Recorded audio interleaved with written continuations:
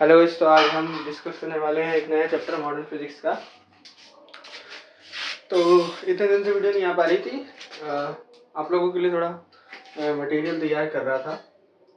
तो चलिए फिर डिस्कस करते हैं। आज का टॉपिक है न्यूक्लियर फिजिक्स। मॉडर्न फिजिक्स का एक बहुत ही इम्पोर्टेंट टॉपिक है। ये मान लीजिए कि आपके JEE एडवांस में कम से कम 2 क्वेश्चन तो आते ही हैं, 2 नहीं तो कई बार 4। तो ये सोच लीजिए। और आपको तो पता होगा कि मॉडर्न फिजिक्स का क्योंकि वेटेज बहुत हाई है, तो ये अकेले ही सबसे इम्पोर्टेंट चैप्टर है मॉडर्न फिजिक्स का। क्यों? क्योंकि इसमें फोटो इलेक्ट्रिक भी लग सकता है, इसमें बोहर भी लग सकता है, इसमें एक्सरे भी लग सकता है ना। और बाकी न्यूक्लियर फिजिक्स तो है ही पूरी एक अलग टॉपिक। चलिए आइए तो देख लेते हैं। सबसे पहला पॉइंट ले लेते हैं हम लोग न्यूक्लियर कंपोजिशन। बिल्कुल बेसिक से शुरुआत करेंगे, जल्दी जल्दी, डिटेलिंग में नहीं पढ़ाऊंगा, शॉर्ट में पढ़ाऊंगा जल्दी जल्दी। तो आइए देख लेते हैं। न्यूक्लियर कंपोजिशन की बात की जा रही है। आपको बताया जैसे न्यूक्लियस में क्या होते हैं, न्यूक्लियॉन्स होते हैं। न्यूक्लियॉन्स मतलब न्यूट्रॉन्स प्लस प्रोटॉन्स। ये नोटेशन आपको आनी चाहिए, पहले से आपने कुछ पढ़ा होना चाहिए, ठीक है। तो न्यूट्रॉन्स प्लस प्रोटॉन्स मिलके क्या बनाते हैं, ये बनाते हैं न्यूक्लियस के अंदर। सॉरी, बनाते नहीं, मतलब ये होते हैं इसके अंदर, ठीक है। तो ये सपोज न्यूक्लियस होता है, तो इसमें बहुत सारे 0n1 या 1p1 घूम रहे होते हैं। इसे प्रोटॉन कह लीजिए या फिर प्लस भी कह सकते हैं, ठीक है। तो आप ध्यान से देखिए कि क्या कहते हैं, जो अब क्योंकि सेम इलेक्ट्रॉन, न्यूट्रॉन और प्रोटॉन, तो अब जैसे न्यूट्रॉन में रिपल्शन होगा, सॉरी प्रोटॉन में रिपल्शन होगा, ठीक है। और मतलब सेम चार्जेस में रिपल्शन होगा, ठीक है। लेकिन यहाँ पे क्या होता है, जब distance nearly equal to fermi चली जाए, क्या चली जाए, नियरली इक्वल टू फर्मी, यानी mean nearly equal to 10⁻⁻15 metres पहुंच जाए, तो इनके बीच में बहुत ही हाई न्यूक्लियर फोर्स एक्ट करते हैं। आपने एक इलेक्ट्रोस्टैटिक पे जरूर सवाल किया होगा, जिसमें हमें ग्रेविटेशनल फोर्स बिल्कुल इनिशियली में, जब हम लोगों को कूलम लॉ पढ़ाया गया था, ठीक है, जब हम लोगों को कूलम लॉ पढ़ाया जाता है, तो ये क्वेश्चन कराया जाता है, जैसे ग्रेविटेशनल फोर्स है, उसको कंपेयर करना पड़ता है ना, इलेक्ट्रोस्टैटिक फोर्स के बीच में। तो आपने देखा होगा ऑर्डर क्या आता है, 10⁻⁻43, जब रेडियस एक मतलब नॉर्मल ले ली जाती है। इसमें तो ऐसी रेडियस में तो सोचिए कितना हाई फोर्स होता होगा। तो ये नेचर के बेसिक फोर्सेस में से एक फोर्स है। तो है ना, तो आइए फिर इसे कर देते हैं।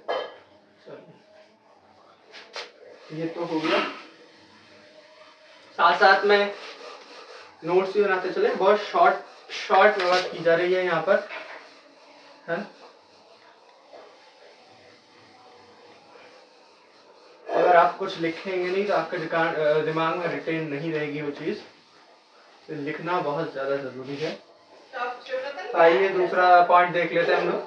तो दूसरे पॉइंट में हम लोग बात कर लेते हैं अलग अलग प्रकार के एटम्स के बारे में, है ना। जैसे अलग अलग, देखिए जैसे मैं बताऊं, जैसे आपने पढ़ा होगा आइसोटोप्स, आइसो बार्स, और जनरली लोगों ने आइसोटोन्स ये पढ़ा होता है, ठीक है। इनको डिस्कस कर लेते हैं। आइसोटोप्स क्या होता है, जिनका विजन क्लियर है क्या? विजन क्लियर नहीं है, एक मिनट, मैं नीचे लिख देता हूँ, यहाँ पे लिख देता हूँ, अब तो विजन ठीक आएगा,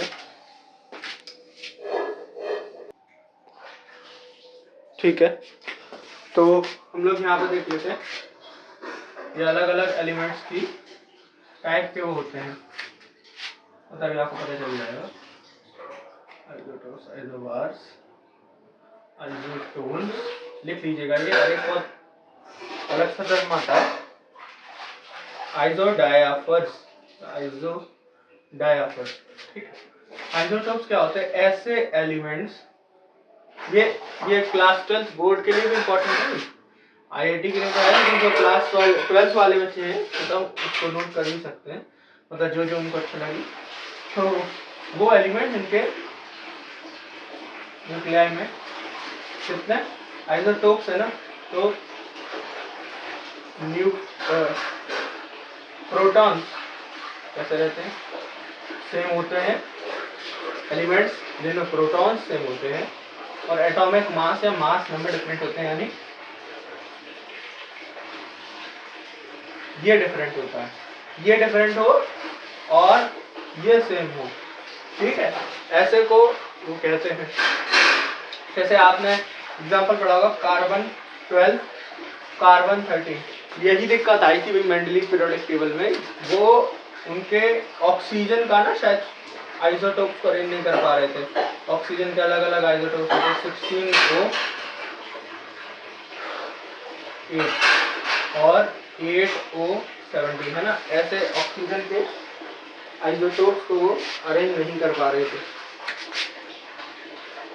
तो अब देखिए एटॉमिक नंबर जिसका सेम है तो 6 और ये भी 6 है, ऐसे को आइसोटोप कहेंगे। आइसोबार एटॉमिक मास सेम हो, atomic mass same, common example ये सब आपने पढ़ा होगा, कॉमन एग्जाम्पल है कैल्शियम एंड आर्गन, ठीक है। अब आइसोटोन्स देख लेते हैं, ये भी कुछ लोगों ने नहीं पढ़ा होता। आइसोटोन्स होते हैं जिनमें नंबर ऑफ 0 and 1 ये सेम हो, यानी नंबर ऑफ न्यूट्रॉन्स जिसमें सेम हो उन एलिमेंट्स में, यानी वो दो एलिमेंट्स जिसमें नंबर ऑफ न्यूट्रॉन्स सेम हो। ये सब अगर बोर्ड में आ गया तो लिख के आना पड़ेगा, क्या कहते हैं? Elements that have number of neutrons same are called isotones, ठीक है। अब आइसो डायफर ये देख लेते हैं क्या टर्म है, इसमें नंबर ऑफ न्यूट्रॉन ये भी क्या हो, डिफरेंट हो, नंबर ऑफ प्रोटॉन्स भी डिफरेंट हो, लेकिन इन दोनों के बीच का डिफरेंस का मॉड ले लेंगे भैया ना, मान लो जिसमें नंबर ऑफ न्यूट्रॉन ज्यादा हुए प्रोटॉन ज्यादा हुए उसके हिसाब से, मतलब पॉजिटिव वैल्यू मैग्नीट्यूड की बात करें ये सेम हो तो इन्हें आइसोडायफर्स कहते हैं। यानी आइसोटोप से समराइज कर लेते हैं, आइसोटोप्स क्या है? जिसमें एटॉमिक नंबर सेम हो, आइसोबार जिसमें एटॉमिक मास सेम हो, आइसोटोन्स जिसमें न्यूट्रॉन सेम हो, इसमें number of neutrons and protons का डिफरेंस सेम है, ठीक है। चलिए आइए नेक्स्ट की बात कर लेते हैं। अब ये जो नेक्स्ट ये थोड़ा सा अब जेई पॉइंट ऑफ व्यू से आ जाता है, यहाँ पे हम डिस्कस कर लेते हैं साइज ऑफ न्यूक्लियस के बारे में, साइज ऑफ न्यूक्लियस, ठीक है। देखिए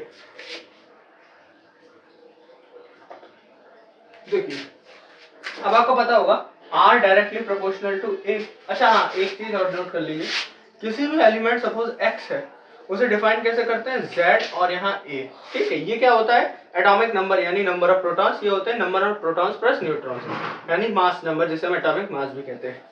अब इस चीज को कर देते हैं, ठीक है। अब आपको पता होगा R is directly proportional to A का पावर 1/3, ये पता होना चाहिए, ठीक है।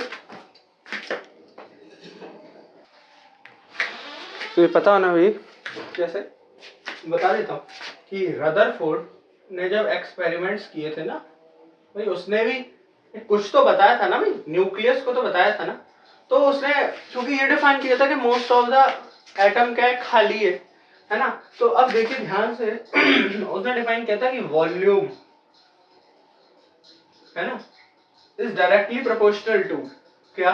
Atomic mass. ये बात आप देख भी सकते हैं, जैसे hydrogen, lithium,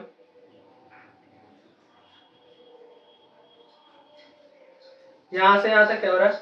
atomic number increase हो रहा है, शेल इंक्रीज हो रहे हैं, इफेक्टिव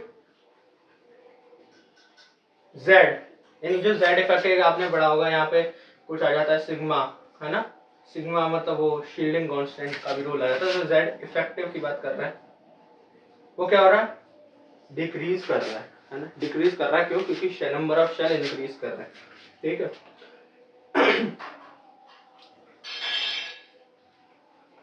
या फिर यूं कह सकते हैं क्यों कि इफेक्टिव जो z होता है वो तो यार ऑलवेज इंक्रीज होता है ना। क्यों? क्योंकि यार नीचे जाओगे तो z तो बढ़ ही रहा है ना, तो z इफेक्टिव तो बढ़ेगा ही ना। लेकिन चूंकि अब आप देखो शेल बहुत ज्यादा दूर हो जाते हैं तो z इफेक्टिव इतना नहीं हो पाता कि वो उसको कंपेंसेट कर पाए, है ना। इफेक्टिव z तो ऑलवेज इंक्रीज करता है। मैं दूसरे इसमें कह रहा था, है ना, समझने के लिए, वरना ये करेक्ट तो यही होता है, always z effective increases, always. Okay, तो शेल देखिए, नंबर ऑफ शेल बन रहा है तो न्यूक्लियस से डिस्टेंस बढ़ रही है, इसका मतलब r इंक्रीज कर रहा है, इसका मतलब वॉल्यूम के साथ डायरेक्ट प्रोपोर्शनलिटी आ गई, एटॉमिक नंबर, एटॉमिक मास की भी आ गई, एटॉमिक नंबर की भी आ गई और एटॉमिक मास की भी आ गई। क्यों? क्योंकि यहां से यहां तक मास भी बढ़ रहा है, यहां से यहां भी चले जाओ तो भी मास बढ़ रहा है, समझ रहे हो। लेकिन यहां से यहां जाने में क्या होता है, पीरियड जो होता है, पीरियड में ऑलमोस्ट साइज वो रहता है। तो इसमें डोमिनेंस देखना तो देख सकते हैं। अब वॉल्यूम क्या है, वॉल्यूम तो बकवास है, 4/3 पाई, ये तो कांस्टेंट है। तो r cube directly proportional to क्या आ गया, ए आ गया। तो r directly proportional to A की पावर 1/3 आ गया, है ना। तो ए की पावर 1/3 आ गया। अब यहाँ पे क्या होता है, किसी का भी जब साइज हम बताते हैं तो यहाँ पे क्या कहते हैं कि r is equals to R naught A की पावर 1/3। भाई R cube is directly proportional to A, तो R directly proportional to A की पावर 1/3 हो गया। और इसे क्या कहते हैं, इसे कहते हैं फर्मी कांस्टेंट, जिसकी value nearly equal to 1.2 into 10⁻⁻15 metre होती है।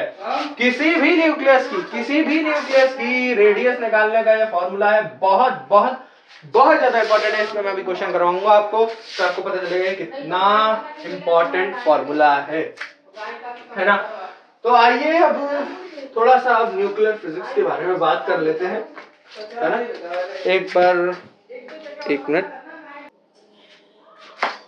आइए अगला देखते हैं पॉइंट, इसमें stability graph of different nucleus. अच्छा देखिए, अच्छा अभी हम लोगों ने पिछले उसमें पढ़ा था कि क्या कहते हैं कि चूंकि बहुत ज्यादा क्लोज डिस्टेंस आ जाती है तो उसमें न्यूक्लियर अट्रैक्टिव फोर्सेस भी एक्ट करते हैं, है ना। तो अब देखिए क्या होता है, जैसे ग्राफ से पता चला, ये क्या पता चला, ये ग्राफ से ही पता चला। अभी आपको ग्राफ में बना के दिखा देता हूं।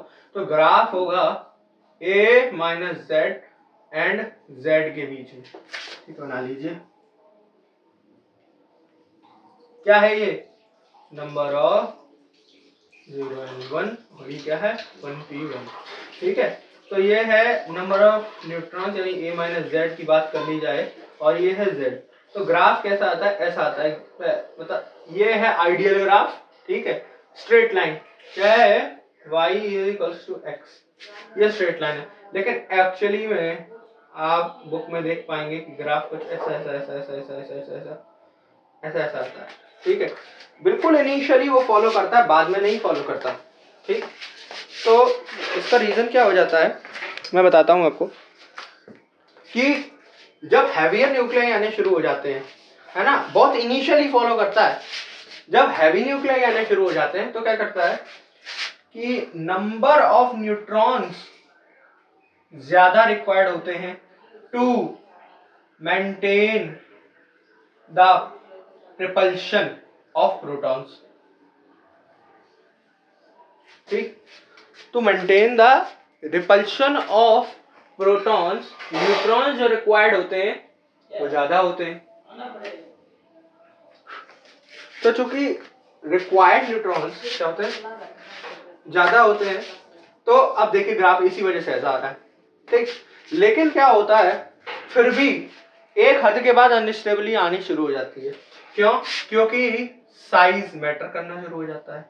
भाई न्यूक्लियस का साइज बढ़ेगा कि नहीं बढ़ेगा, जब न्यूक्लियस का साइज, जब हैवी न्यूक्लियस होगा तो न्यूक्लियस का साइज जाहिर सी बात है बढ़ेगा, और जब न्यूक्लियस का साइज बढ़ेगा तो जाहिर सी बात है 10⁻⁻15 ऑर्डर से ज्यादा जाने लगेगी, यानी 10⁻⁻13 या 10⁻⁻12 इसकी तरफ जाना शुरू कर जाएगी। ठीक है, तो जाहिर सी बात है न्यूक्लियर फोर्स कम लगेगा, न्यूक्लियर अट्रैक्टिव फोर्स कम लगेगा, तो इसी वजह से अनस्टेबल हो जाती हैं चीजें। तो ये ग्राफ आपको ध्यान में रखना है, ये ऐसा ग्राफ आता है और उसका रीजन भी इंपॉर्टेंट है, पूछ सकते हैं व्हाई देयर इज, बोर्ड में पूछा जा सकता है why there we see the anomalous behavior of the different elements, है ना, while the nuclear stability। ठीक है, तो आपको ये बताना होगा कि क्या होता है कि ओके, अगला पॉइंट देख लेते हैं। इसी में एक पॉइंट रह गया कि largest heavy stable nuclei is of 83Bi209, bismuth 83209, ये लास्ट वो एलिमेंट होता है हैवी में जिसका स्टेबल न्यूक्लियाई होता है। ठीक, इतनी बात हो गई खत्म। ये आप लिख लीजिए पॉइंट्स, डिटेल में पढ़ सकते हैं, वैसे भाई थ्योरी चल रही है, डिटेल में ही चल रही है ये, इसे भी यूज कर दो। ठीक, अब हम आ जाते हैं कि रेडियो एक्टिविटी में, इतना पार्ट खत्म हो गया।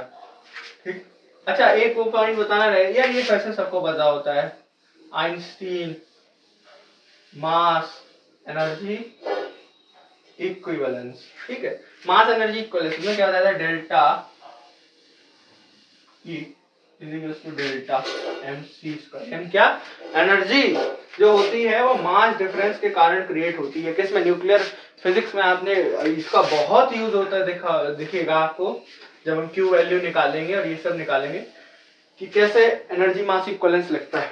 ठीक है, ये हो गया। आइए अब देख लेते हैं रेडियो एक्टिविटी।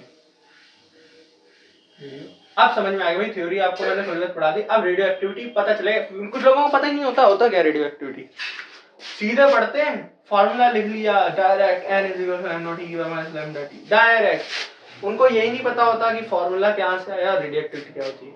तो ये रेडियो एक्टिविटी होती क्या है, हमने पढ़ा अभी जो न्यूक्लियस है वो अनस्टेबल शुरू हो जाते हैं, अनस्टेबल होना। तो आपने एक एलिमेंट का बहुत नाम सुना होगा, वो इसका मतलब जैसे कहते हैं ना माँ है इस पूरे चैप्टर की 92, यूरेनियम 235, है ना। अब यार आप ध्यान से देखो इसको कंपेयर कीजिए कितना ज्यादा है। ये तो पूरी नानी होती है ना इस पूरी चैप्टर की, ये चूंकि देख पा रहे हो हैवी न्यूक्लियस है, तो क्या होता है, अनस्टेबल होता है। जाहिर सी बात है, साइज देखो 235, एटॉमिक मास 235, और कहाँ उसका 209 था बिस्मथ वाले का, है ना, कितना हाई डिफरेंस है। तो यार ये हैवी न्यूक्लियस होता है, वो स्टेबिलिटी के लिए क्या करता है, डिसइंटीग्रेट करता है ना, वो कुछ ना कुछ निकालता है अपने अंदर से। जैसे जो मैं बताऊं, यहाँ पर अभी आगे पढ़ेंगे हम अल्फा डिके, बीटा डिके, है ना, गामा डिके, गामा रेस छोड़ता है अल्फा पार्टिकल, है ना, बीटा माइनस बीटा प्लस, अभी हम वो सब देखेंगे, है ना। तो इसी rapid disintegration, okay, the rapid disintegration into the fragments, okay, due to release instability and become stable, है ना, ये रेडियो एक्टिविटी कहलाती है, ये डेफिनेशन है। अच्छा ये एक ग्राफ देख लेते हैं, ग्राफ क्योंकि याद नहीं होता तो मैं देख के बनाता हूँ। ओके, तो इसमें एक ग्राफ से भी बहुत इंपॉर्टेंट पॉइंट बनता है, मतलब रफली ग्राफ आपको पता होना चाहिए, रफली आपको पता होना चाहिए, रफली सबको पता होता है यार, कुछ ग्राफ ऐसा ऐसा ऐसा ऐसा करके यूं होता है ना, स्टेबिलिटी में, है ना, यहाँ पे एलिमेंट दिखाते हैं, यहाँ पे एटॉमिक नंबर दिखाते हैं, है ना, ये रफली सबको ग्राफ पता होता है, इतना सबको आपको भी पता होना चाहिए भाई। ठीक है, चलिए तो मैं ग्राफ बना लेता हूँ एक बार, क्योंकि ये रफ डायग्राम था। ठीक है, यहाँ पे क्या है, एटॉमिक मासेस, एटॉमिक मासेस। ठीक है, तो ग्राफ अगर मैं बताऊं तो यहाँ पे ये देखिए अलग अलग एलिमेंट्स का वेरिएशन दिखाया गया है। तो भाई ग्राफ तो डिफिकल्ट है बनाना, लेकिन ग्राफ देख के बना लेते हैं। ऐसा ऐसा ऐसा ऐसा ऐसा, ये सूर्य है, और ये हीलियम है। अल्टरनेट ये ऐसा ऐसा ऐसा, ये ऑक्सीजन है पीक पे, हीलियम है, ये नाइट्रोजन है, और ये कार्बन 12 है, और बाकी सारे आके क्या हो जाते हैं, वो हैवी न्यूक्लियस शुरू हो जाते हैं। चलिए अब इसमें देखिए एक पॉइंट बनता है, इसमें पॉइंट क्या बनता है कि एक ये पूछा जाता है वाई 2He4 8O16, ठीक है, और C12। यार देखो ये पीक आ रही है, क्यों, ये अपने ही उसमें, मतलब इस ग्राफ में ऐसे ही पीक क्यों देखने को मिलती है, ट्रेंड क्यों देखने को मिलता है। तो देखिए आप जब हायर, अगर जैसे आप आईआईटी में पहुंच के जब न्यूक्लियर फिजिक्स की ब्रांच में अगर आप पढ़ेंगे ये कि क्या होता है, न्यूक्लियस के अंदर भी अलग अलग एनर्जी लेवल्स होती है, ठीक है, जिसमें एक न्यूट्रॉन यो और एक न्यूट्रॉन यूं, एक प्रोटॉन यूं, एक प्रोटॉन यूं घूम रहा होता है, ठीक है, यूं घूम रहा होता है। तो इस तरह का, मैं अभी हायर डिटेल में नहीं जाऊंगा, तो इस तरह से ये लोग अलग अलग एनर्जी लेवल में कॉन्फ़िगर करते हैं इन एटम्स के, इनके एटम्स के ऐसे कॉन्फ़िगर करते हैं अपने आप को कि इनकी मिनिमम एनर्जी आती है, मिनिमम एनर्जी ये लोग अपने कॉन्फ़िगरेशन के थ्रू बना लेते हैं। आपको तो पता होगा मिनिमम एनर्जी मतलब मैक्सिमम स्टेबिलिटी, तो इसीलिए आपको ये पीक देखने को मिलता है भाई, ये बहुत पीक यानी स्टेबिलिटी की बात कर सकते हैं आप यहाँ पे, है ना। तो देखो यार यहाँ पे स्टेबिलिटी हाई है, ग्राफ ऐसा नहीं एक्चुअली, ग्राफ यूं जाता है, ठीक है। तो एक रफ डायग्राम, बस ये पॉइंट इंपॉर्टेंट था कि यहाँ पे क्या होता है ऐसा। चलिए इतनी बात समझ में आ गई होगी आपको। आइए हम लोग नेक्स्ट पॉइंट पे जाने से पहले कुछ क्वेश्चंस कर लेते हैं पहले, ठीक है ना। एनर्जी मास इक्विवेलेंस हो गया। अच्छा एक बहुत इंपॉर्टेंट चीज मैं आपको बताना भूल गया, यहाँ पे अगर हम बात करें एनर्जी मास इक्विवेलेंस में ही मैं अगर बात करूं तो 1 AMU की बात कर लेते हैं। 1 AMU मतलब nearly equal to the mass of proton, 1.67 into 10⁻⁻27 kg, ठीक। ये क्या है, मास ऑफ प्रोटॉन है। अब यार अगर हम लोग डेल्टा एम को ही मान लीजिए किसी एलिमेंट में ये डेल्टा एम आया यानी मास डिफेक्ट आया, तो आप देखिए ध्यान से delta E is equals to 1.67 into 10⁻⁻, ये आ सकता है, ये बोर्ड में भी आ सकता है अगर अच्छा पेपर कोई बनाए तो 1.67 into 10⁻⁻27 into 3 into 3 into 10⁸ into 10⁸8 calculate कर लो 9, यहाँ पे 9 का मल्टीप्लाई जब आप करोगे, ठीक है, तो कुछ वैल्यू आएगी, ठीक है, जाहिर सी बात है जूल्स में वैल्यू आएगी। जूल्स में वैल्यू आने के बाद इसको क्या करना, 1.6 into 10⁻⁻19 से डिवाइड कर देना, ठीक है। जब आप इससे सॉरी इसमें आप इलेक्ट्रॉन वोल्ट में कन्वर्ट कर लेना, वो आपको आता होगा कैसे, 1.6 into 10⁻⁻19 अलग कर लो, ये क्या होता है इलेक्ट्रॉन वोल्ट, ठीक।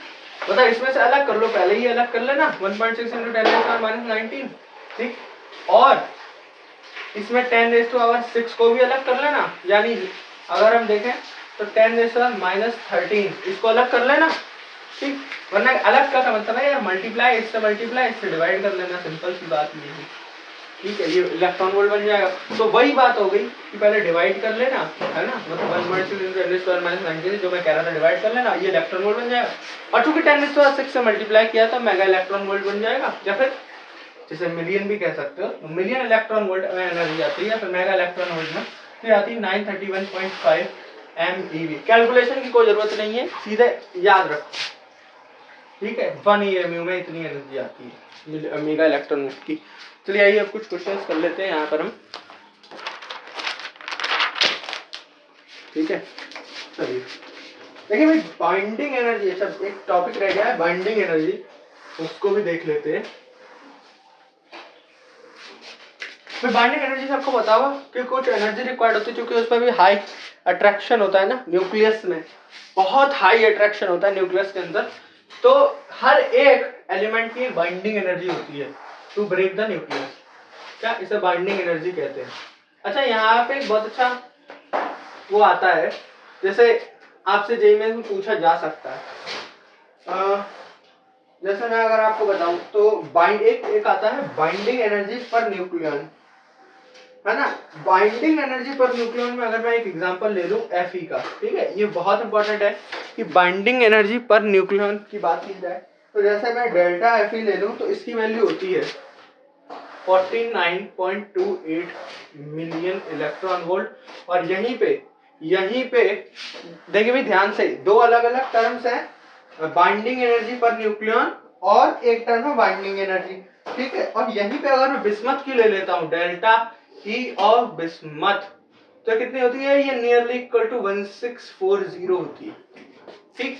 अब यार इसका आपको पता होगा क्या, ये 26 और 56 83 209, ठीक। अब यार बाइंडिंग न्यूक्लियन की बात की जा रही तो 56 से डिवाइड करोगे, इसको 56 से डिवाइड करोगे, ठीक है। इसको क्या करोगे, 83 से डिवाइड करेंगे, है ना। कुछ गलत कर रहा हूं क्या मैं,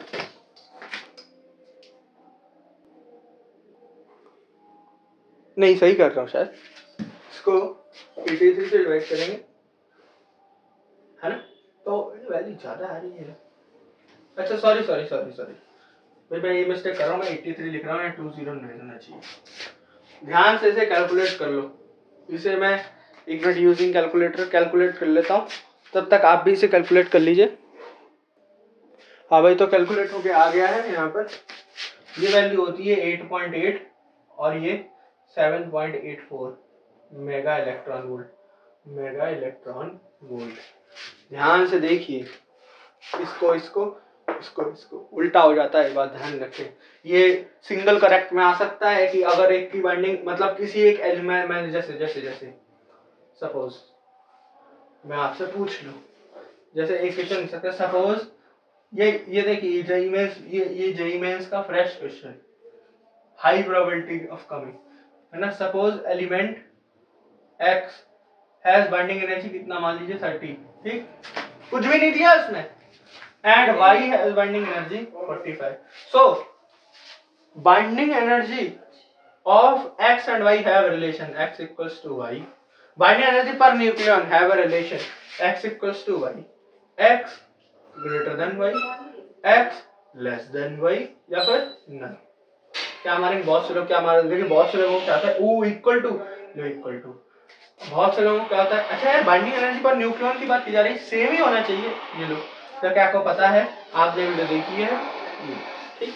This is correct answer is 4 is -1 -1 ठीक है, ये आ सकता है, ये बहुत ही फ्रेश क्वेश्चन हो सकता है। ये देख लेते हैं हम और पॉइंट्स में।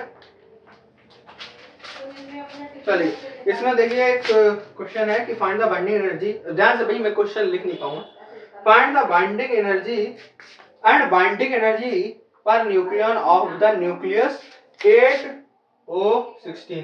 भाई एक तो मोबाइल उतना अच्छा नहीं कि एडिटिंग हो जाए, आपके सामने फोटो आ जाए, है ना। तो इसका मास अपन को दिया हुआ है 1.994915 AMU, ठीक। और हाँ बस अब पूछा है बाइंडिंग एनर्जी निकालो, और बाइंडिंग एनर्जी पर न्यूक्लियन निकालो।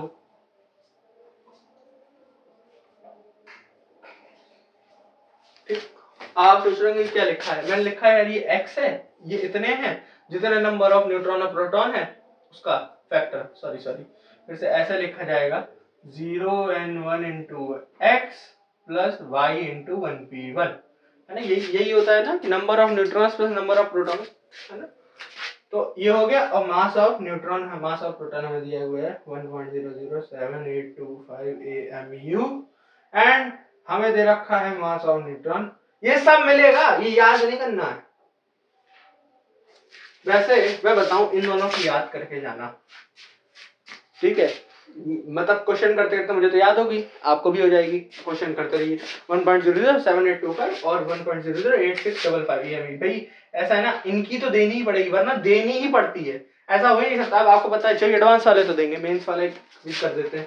अब देखिए बाइंडिंग एनर्जी निकालनी, अब आप सोचेंगे यार बाइंडिंग एनर्जी कैसे निकालनी, अगर आप अभी भी पढ़ रहे हैं, ठीक है। ये वैल्यू नोट हो गई, मैं बस आइडिया दे रहा हूँ इसका सोल्यूशन, ठीक है। अब गिवन है कि ऑक्सीजन की बाइंडिंग एनर्जी निकालनी है, यार ध्यान से देखो, ये है O8O16। अब यहाँ पे एक एग्जाम्पल के थ्रू आप हेडिंग डाल लें, यहाँ पे न्यूक्लियर रिएक्शंस, और लिखना है how to write nuclear reaction. 8 और 16 है, बाइंडिंग एनर्जी निकालनी है। इसका मतलब अनस्टेबल होगा, इसका मतलब डिसइंटीग्रेट करेगा, means radio activity, means disintegrate करवा दो, डिसइंटीग्रेट करवा दो। किसमें डिसइंटीग्रेट करेगा, किसमें? गिवन क्या है, प्रोटॉन और न्यूट्रॉन, जाहिर सी बात है प्रोटॉन और न्यूट्रॉन में डिसइंटीग्रेट करेगा, गिवन है ये गिवन है। ठीक, ध्यान से देखिए, बैलेंस है क्या? नहीं, बैलेंस नहीं है। क्या करेंगे पहले इसे बैलेंस, सबसे पहले इसे बैलेंस, इसको नहीं छेड़ना, 16 को नहीं, 8 को देखो, 8 बैलेंस कैसे होगा? नहीं, यहां से नहीं होगा 0, यहां से हो जाएगा भाई 8 ये है तो 8, और ये 16 चाहिए तो कितना होना चाहिए? 8। ठीक, अब क्या हो जाएगा? डेल्टा एमसी स्क्वायर निकालना है ना, एनर्जी डेल्टा ई निकालनी है। ठीक, तो फाइनल माइनस इनिशियल, जाहिर सी बात है। या फिर एनर्जी का क्या किया करो, मैग्नीट्यूड निकाल दिया करो, सीधी सी बात ये। तो 8 इंटू 1.007825 और प्लस 8 इंटू 1.008655, ठीक है, माइनस इसका मास कितना दिया है? माइनस 15.994915। चलिए कैलकुलेट करते हैं। अब कैलकुलेटर का यूज नहीं करेंगे, 0 4 8 2 16 0 2 8 64 6 6 7 8 56 2 6 0.8 ये आया। 5 8 जा 0 4 5 8 जा 44 6 8 जा 48 प्लस 4 52 2 5 8 8 जा 64 और 5 ये 69 हो गया। 6 में 6 आ गया, 0 आ गया, 0.8 आ गया, 0.8 है ना। ये क्या था? ये क्या है? 5 8 0 4 है ना, 0 4 5 8 40, तो 40 क्या दिया? ये गड़बड़ हो गया, दोबारा कर लेते हैं इसको। कैलकुलेट करो, 0 4 8 16 0 2 8 8 64 6 6 7 8 50 56 2 6 ये 0 भी आएगा, 0.8 आ जाएगा, और प्लस जोड़ लो इसे, 5 8 0 4 5 8 44 6 8 48 2 5 8 8 64 9 6 6 0। आप सोच रहे होंगे कैसे इतनी जल्दी, इनको तो रटा हुआ आंसर भाई, रटा नहीं है, अबैकस सीखा है, अबैकस आता है इसलिए कर पा रहे हैं। 6 2 8, जिनको अबैकस आता है इनको बहुत फायदा है, पता है इसमें, क्योंकि फिजिकल केमिस्ट्री में बहुत पूछा जाता है, उल्टी सीधी कैलकुलेशन करवाई जाती है। ये आ गया, कर दो माइनस। अब ये मत करना, इसे नियरली इक्वल टू 1 ले लो, इसे नियरली इक्वल टू 1, इसे नियरली इक्वल टू 16 कर लो, 0 आ जाएगा। यहाँ पे ये नहीं करते। 994915 2 89 6 12 ये हो गया 10 1 0, ठीक, इंटू सी स्क्वायर। ऐसे करिए, मत छोड़िए मत, इसे करना है। आपको पता होगा जे एडवांस वाले इजी क्वेश्चन का आ जाता है, लेकिन उसमें इतनी डिफिकल्ट कैलकुलेशन डालते हैं, इसकी हद नहीं। ठीक है, आइए, इंटू 3 इंटू 3 इंटू 10⁻16, इसे अलग रख लो। ठीक, इसे अलग रख लो, इसे अलग रख लो। ठीक, चलो इसको देख लेते हैं। अब यार ये करना क्यों है? अब बता सकता है कोई कि क्या कर सकते हैं? ठीक है, इसी वक्त आपको कमेंट करना है ना, पता चल जाएगा कि कब आपने, टाइम स्टैम्प भी डाल दीजिएगा अपना, कब आपने कमेंट किया। तो क्या कर सकते हैं आप एनर्जी निकालने की, बताइए। अभी देखा था हम लोगों ने, 1 मिनट, आपको विजिबल है क्या? हाँ विजिबल है, 1 मिनट।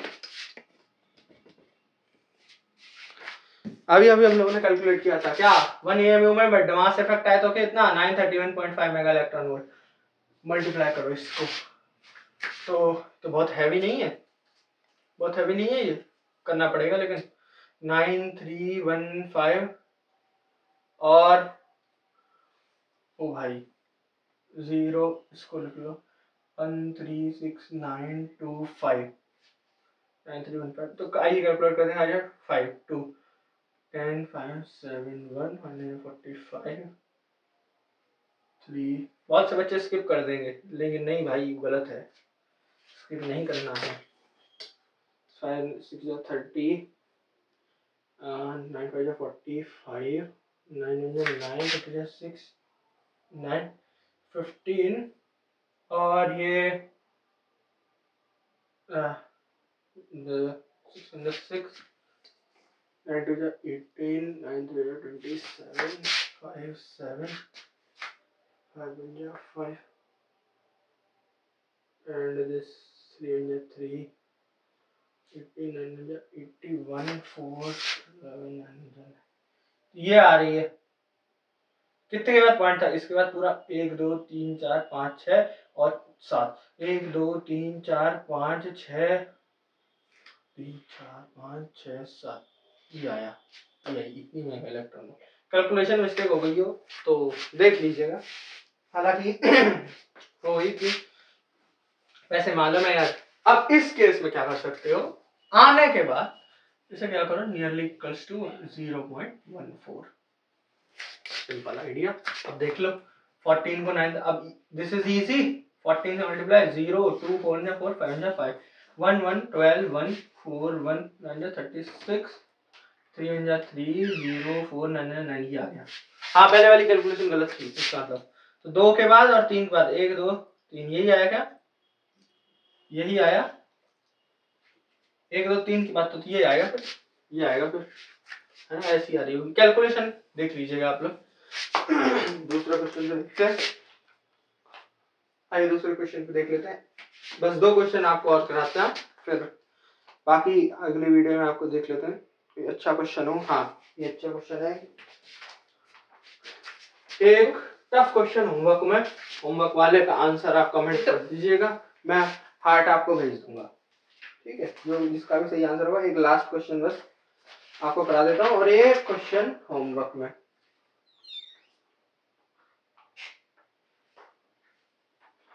कौन सा क्वेश्चन कराऊं फिर मैं आपको, मैं अच्छे क्वेश्चन में ये करा देता हूँ, ठीक है। हाँ ये भी बहुत इंपॉर्टेंट क्वेश्चन है, ये वाला क्वेश्चन करवा देता हूँ आपको मैं। क्वेश्चन इसको आप यूं भी कर लीजिएगा, अब आप सोचेंगे भाई इस क्वेश्चन में ऐसा क्या है। देखिए अभी टॉपिक शुरू हुआ है, अब देखिए ये एडवांस का क्वेश्चन कैसे मिलता है, अलग अलग चीजें निकलवा लेगा वो। क्या कह रहा है, calculate the electrical potential energy, देखिए आ गया इलेक्ट्रोस्टैटिक्स, इलेक्ट्रिकल पोटेंशियल एनर्जी आपको निकालनी है ना, ड्यू टू इलेक्ट्रिकल रिपल्शन, ठीक, शॉर्ट में लिख रहा हूँ, बहुत इंपॉर्टेंट क्वेश्चन है ये, between two nuclei of C12, ठीक है, विच touch each other at the surface, बहुत इंपॉर्टेंट है, touch each other at surface. बहुत से लोग सोच रहे हैं यार अब क्या करें, आइएगा कुछ है, लिखने इलेक्ट्रिकल पोटेंशियल एनर्जी पूछी है, चलो ठीक है, यू लिख लेते हैं के Q1 Q2 अपॉन आर, ठीक है।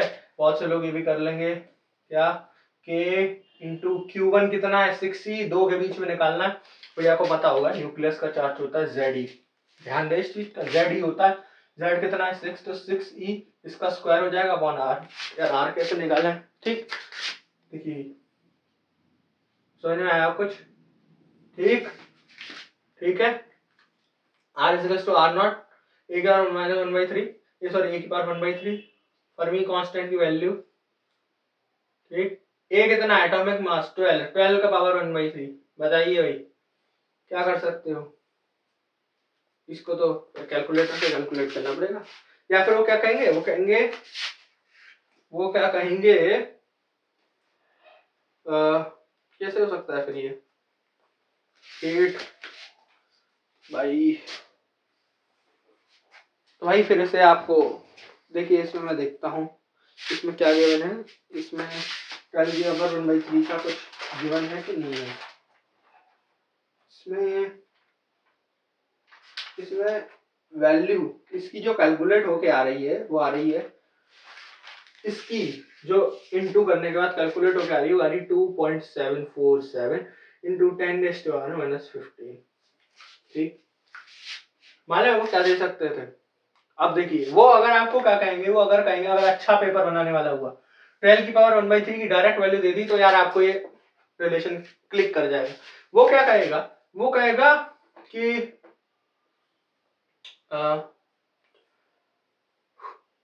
वो कहेगा, मैं देखिए आपको बताता हूँ इसे, एक्स मान लो, वेट वेट वेट, तो कह सकता है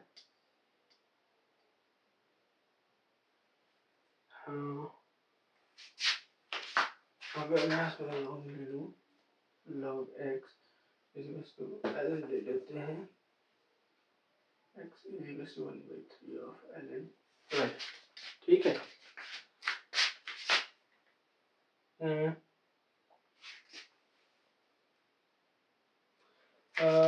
और क्या कर सकते हैं इसमें, 6 इंटू 2 लिख लो, वो हाँ एक मिनट, हाँ ठीक। अब वो क्या करेगा, जैसे x की वैल्यू पता होगी उसे, x का लॉग ले लेगा और लॉग करने के बाद इसकी वैल्यू आपको दे देगा, है ना, और इसको और घुमाना हुआ तो इसको और खोल देगा। तो देखिए कितना बेहतरीन मैथ का क्वेश्चन बन गया। अगर आप यहाँ तक पहुंच भी गए तो आपको ये देखना पड़ेगा 12 की पावर 1/3। अब जैसे सपोज x की वैल्यू कुछ भी, मैं कुछ भी मान रहा हूँ, ln x की वैल्यू कुछ भी आ रही, मान लो 15 आ गई।